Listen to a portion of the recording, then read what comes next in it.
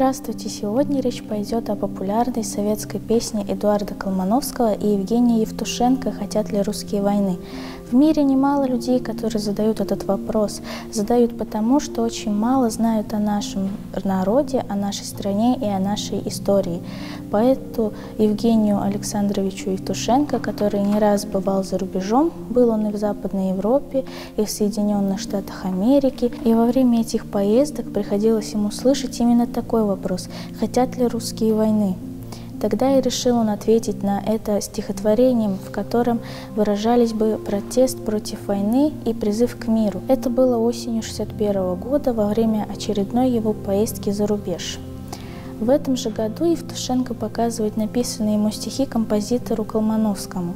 «Я написал музыку», — вспоминает Колмановский, «и сыграл песню в студии грамзаписи, где она была одобрена, но присутствовавший на прослушивании Марк Бернес со свойственной ему прямотой и категоричностью заявил, что мелодия, по его мнению, неудачна». И вот вера в Бернеса, в его вкус, в его музыкальное чутье заставила композитора написать совершенно новую музыку, а это гораздо труднее, чем написать ее в первый раз. Второй вариант стал окончательным. Первое исполнение песни «Хотят ли русские войны» состоялось в 1961 году Марком Бернесом. Летом 1962 года в Москве проходил Международный конгресс за всеобщее разоружение и мир, на котором делегатам конгресса были вручены в качестве сувениров пластинки с записью «Хотят ли русские войны» на английском, французском, немецком и испанском языках в исполнении Георга Оттса.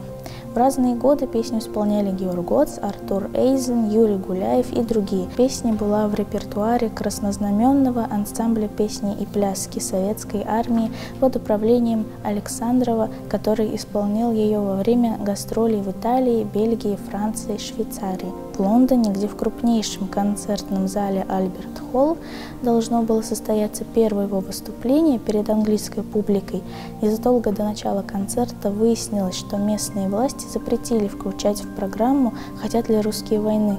Руководитель ансамбля потребовал объяснений. Оказалось, что исполнение этой песни рассматривалось здесь как акт вмешательства во внутренние дела страны.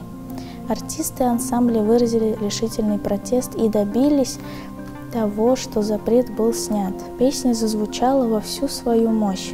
Вот так эта песня и продолжает звучать, неся людям планеты правду о нашей стране, о нашем миролюбивом народе, став глашателем мира и борцом за мир. А для нас ответ на этот вопрос столь очевиден, что даже и спрашивать не надо. Страна наша ответила и отвечает на него всей своей историей, реальными действиями, направленными на сохранение мира, на всеобщее разоружение, укрепление дружбы между народами.